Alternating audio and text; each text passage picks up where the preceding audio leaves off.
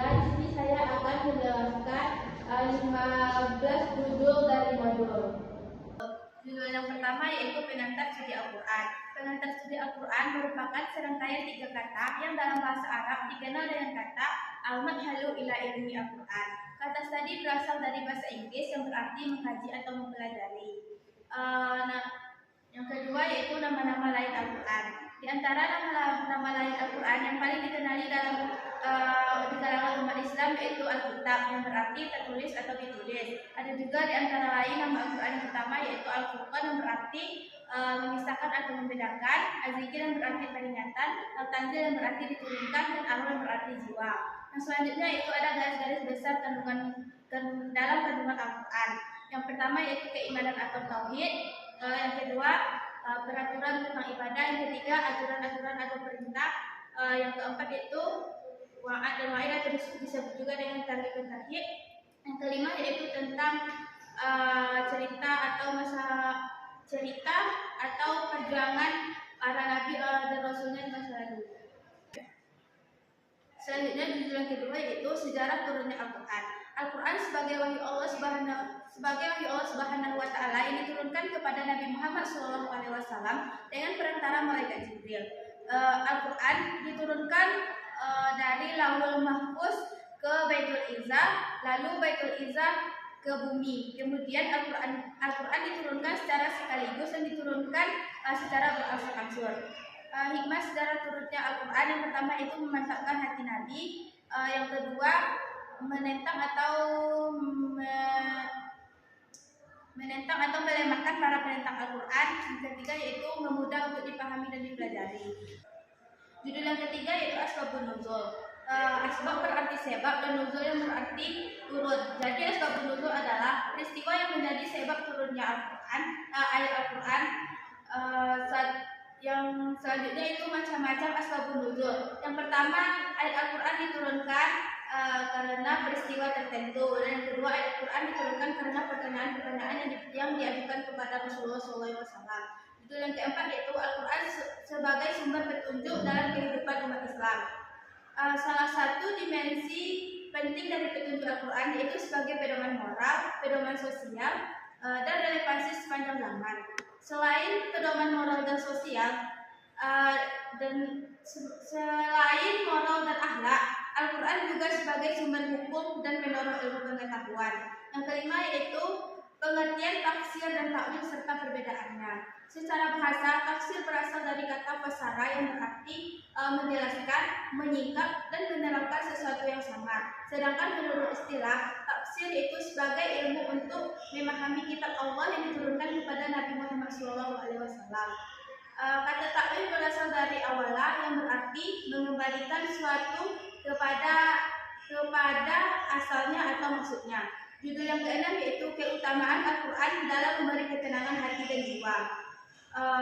Dalam tafsir Al-Munir Al-Zuhaili menyebutkan arti ketenangan dengan sakinah, yaitu suasana penuh ketenangan hati atau ketenangan jiwa. Judul yang ketujuh yaitu Al-Quran dalam perkembangan ekonomi syariah. Menurut bahasa, ekonomi berasal dari bahasa Yunani yaitu oikos dan nomos. Oikos yang berarti rumah tangga, sedangkan nomos yang berarti peraturan. Sedangkan menurut istilah yaitu peraturan rumah tangga. Prinsip-prinsip ekonomi syariah dalam Al-Quran yaitu yang pertama prinsip keadilan, yang kedua prinsip keseimbangan, dan yang ketiga prinsip kesejahteraan. Judul yang ke-8 yaitu pentingnya keseimbangan ekonomi dan keadilan sosial dalam Al-Quran.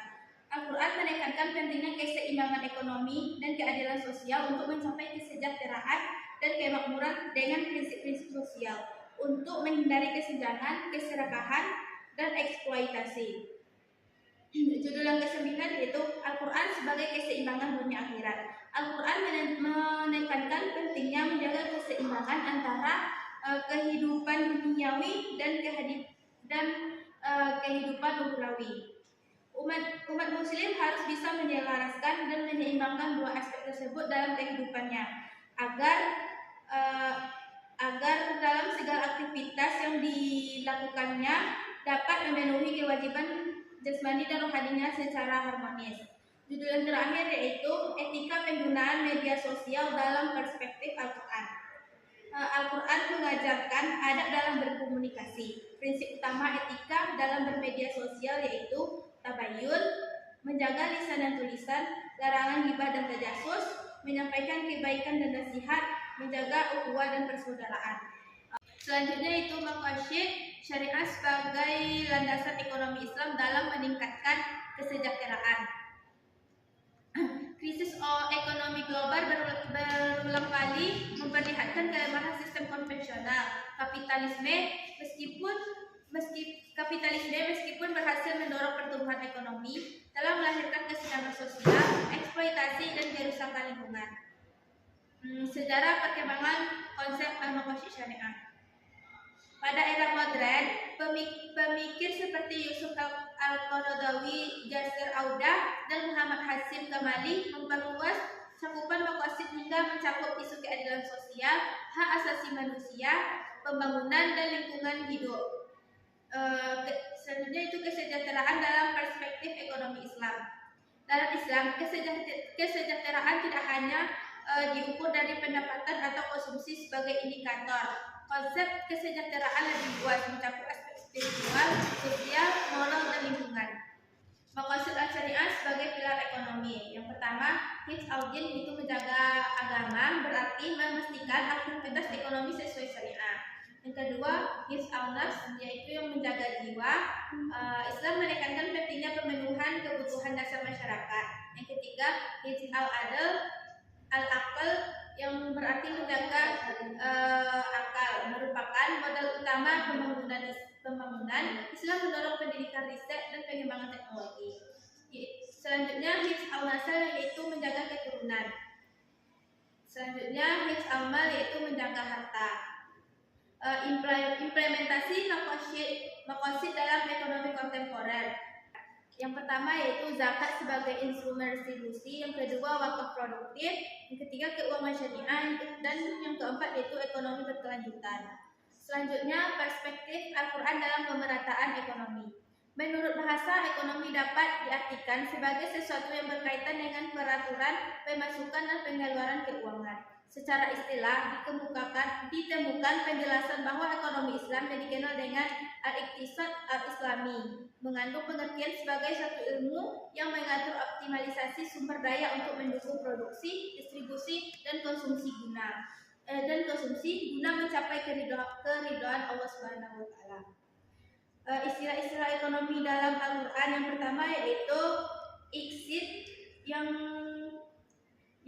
memiliki arti sederhana, yang kedua qasdu yang berarti menunjukkan, yang ketiga yaitu qasidun yang berarti kalau dilihat dari kacamata ekonomi bahwa dalam mencari ekonomi itu tidak boleh bermalas-malasan, harus memiliki semangat yang tangguh, sabar, ulet, dan tidak suka menipu pada orang lain.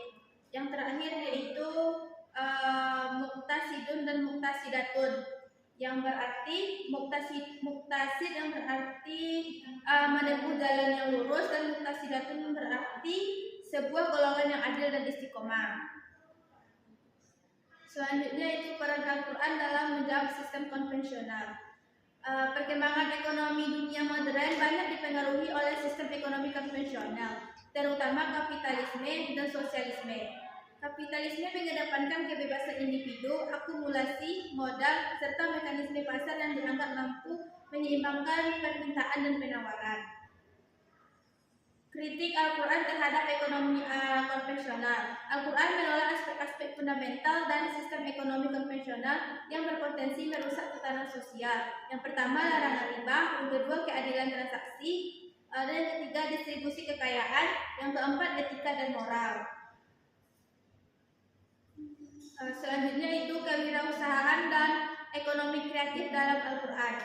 Kewirausahaan adalah padanan kata dari entrepreneurship dalam bahasa Inggris. Kata entrepreneur berasal dari bahasa Prancis yaitu entreprendre, yang berarti petualang, pengambil risiko, kontraktor, pengusaha, dan pencipta yang menjual hasil ciptaannya.